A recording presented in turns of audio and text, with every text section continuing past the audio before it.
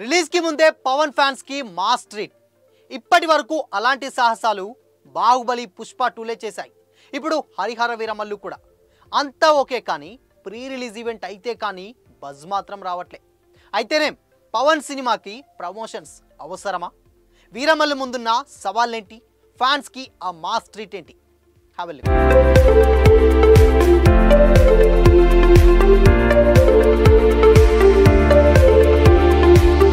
Hi hello, welcome to Disha TV. ఒక పెద్ద tyre 1 star హీరోకు ముందు రోజు రాత్రి ప్రీమియర్లు వేయడం అనేది ఎన్నో సంవత్సరాల క్రితం ఆగిపోయింది. బాహుబలి తర్వాత మళ్ళీ ఎవ్వరు కూడా రిస్క్ చేయలేదు. సోషల్ మీడియా ఇంపాక్ట్ పెరిగిపోవడంతో పాటు లేనిపోని టాక్ స్ప్రెడ్ అవుతున్న సిచ్యువేషన్స్లో స్టార్ ప్రొడ్యూసర్స్ ప్రీమియర్స్కి భయపడుతున్నటువంటి మాట వాస్తవం. రిలీజ్ రోజు మార్నింగ్ షోస్ వేసినా పర్లేదు, కానీ 1 డే బిఫోర్ అంటే నో అంటున్నారు. కానీ ఈ నెగిటివిటీ మిత్ని పుష్ప 2 ది రూల్ బ్రేక్ చేసింది. డిసెంబర్ 5 రిలీజ్ అయితే 4వ రోజు రాత్రి ప్రీమియర్ వేయడం ద్వారా అద్భుతమైనటువంటి రెస్పాన్స్ వచ్చింది. కాకపోతే భారీ టికెట్ రేట్లతో అండ్ అంతకుముందు ఉన్నటువంటి ఆ తర్వాత ఎవరు కూడా రిస్క్ చేయలేదు.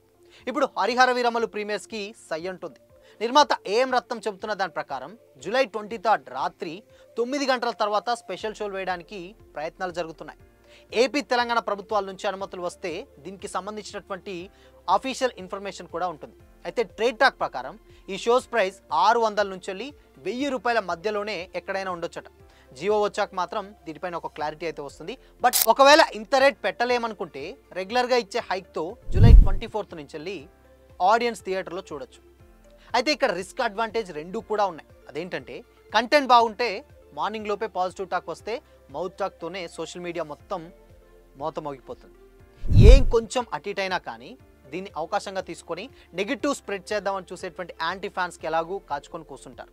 సో వాళ్ళు కూడా ఎంతో కొంత ఇబ్బంది కలగవచ్చు. బట్ ఇనానిమస్గా ఉంటే తప్ప ఎవరు ఏం చేయలేరు. కానీ ఒక్క షో మాత్రం పూర్తయితే ఎవరు కూడా ఏం చెప్పలేని పరిస్థితి నెలకొంది.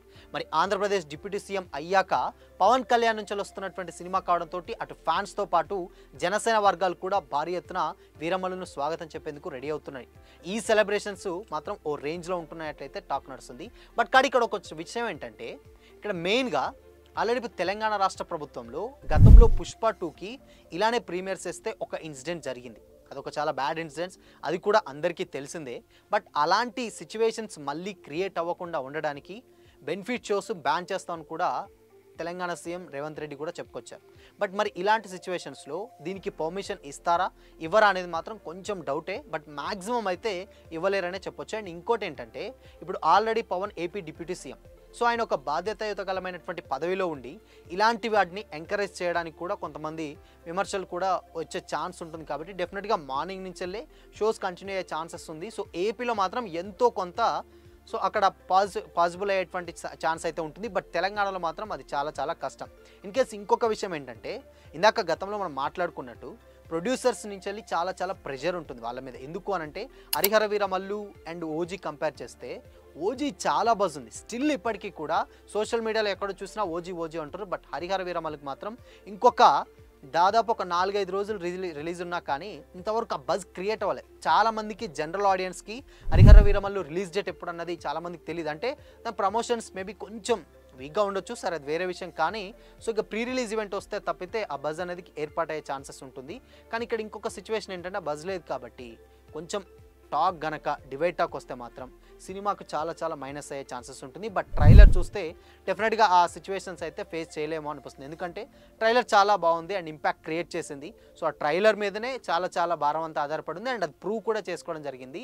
ఒకవేళ సినిమా కనుక టాక్ బాగుందని వస్తే మాత్రం డెఫినెట్గా ఒక సెన్సేషన్ క్రియేట్ చేసేటువంటి రిస్క్ డెఫినెట్గా లేకపోలేదు. ఎందుకు అనంటే ఆల్రెడీ హరిహర వీరమల్లు అంటే 13వ శతాబ్దంలో జరిగినటువంటి కొన్ని ఇన్సిడెంట్ ద్వారా అక్కడ పోరాడినటువంటి ఒక యోధుడి కథగా హరిహర వీరమల్లు రాబోతుంది. సో మరి ఈ సినిమా కంప్లీట్గా ఎలాంటి ఇంపాక్ట్ క్రియేట్ చేస్తుందో తెలియాలంటే ఇంకొక 4 నుంచి 5 రోజులు అయితే వెయిట్ చేయాల్సిందే.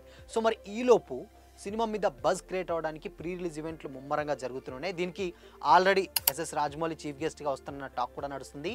అండ్ దాని తర్వాత Kandula Durgesh AP cinematographer minister, and దాని తర్వాత ఇక్కడ కోమటిరెడ్డి, అండ్ తర్వాత చాలా చాలా ముఖ్యులు మొత్తంగా అందరినీ కూడా గెస్ట్ లిస్ట్ చాలా పక్కడ్బందీగా ప్రిపేర్ చేసి ఒక్కసారిగా సినిమాని అమాంతం వాళ్ళ హైప్ పెంచే విధంగా ప్లాన్ చేస్తున్నట్లయితే తెలుస్తుంది మేకర్స్. సో చూడాలి మరి హరిహర వీరమల్లు ఎలా ఉంటుందనుకుంటున్నారు, కామెంట్ చేయండి.